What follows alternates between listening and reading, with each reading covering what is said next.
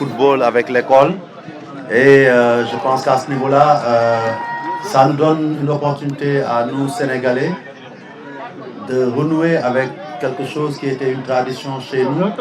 Aussi longtemps qu'on se souvient, on sait que l'école était un creuset d'excellence dans le sport, mais particulièrement dans le football.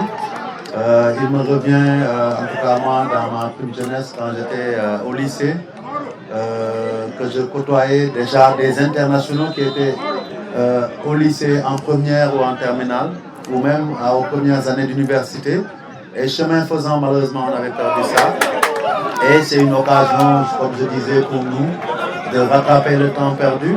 Et ça coïncide avec un moment où le football sénégalais est en train de s'étendre sur toute l'étendue du territoire, donc sur le plan géographique, mais aussi sur le plan, je pense, matériel.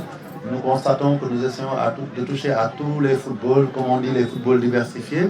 Et aujourd'hui, l'un des leviers sur lesquels nous devons nous appuyer, c'est les écoles, lycées, pour commencer à entreprendre la même détection que nous sommes en train de faire dans les clubs.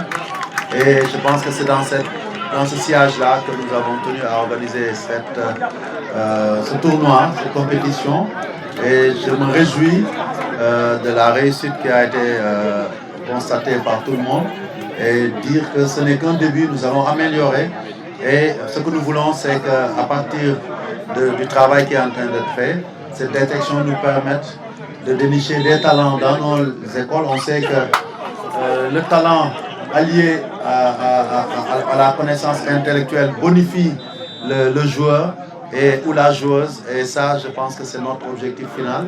Il faut dire aussi que c'est un chemin que nous utilisons pour développer le football féminin.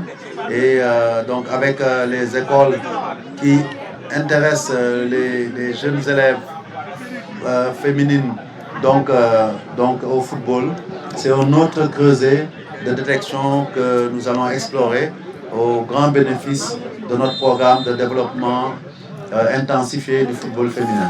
Voilà, c'est les deux aspects ou trois que je voulais mettre en exergue pour dire pourquoi la fédération, en accord avec le ministère de l'Éducation nationale, mais aussi en accord avec le ministère des Sports, s'est engagé dans cette voie tracée par la FIFA et la CAF. Aujourd'hui, on sait que nos vainqueurs vont nous représenter au prochain tournoi donc sous-régional et pourquoi pas au prochain tournoi continental. Et il faut juste savoir aussi que nous les accompagnerons comme on l'a fait pour la première édition, où on le sait, une de nos équipes est allée en finale. On sait aussi qu'on a eu des problèmes parce que les questions d'âge et autres sont des problèmes que peut-être la CAF et particulièrement la FIFA devrait adresser, prendre en compte si on veut faire vraiment des compétitions fiables dans ce secteur-là. Permettez-moi pour terminer de féliciter le ministère de l'Éducation, le ministère des Sports, dont les inspecteurs sont ici présents, pour cette initiative qu'ils ont soutenue et de leur dire un grand merci. Voilà. Merci.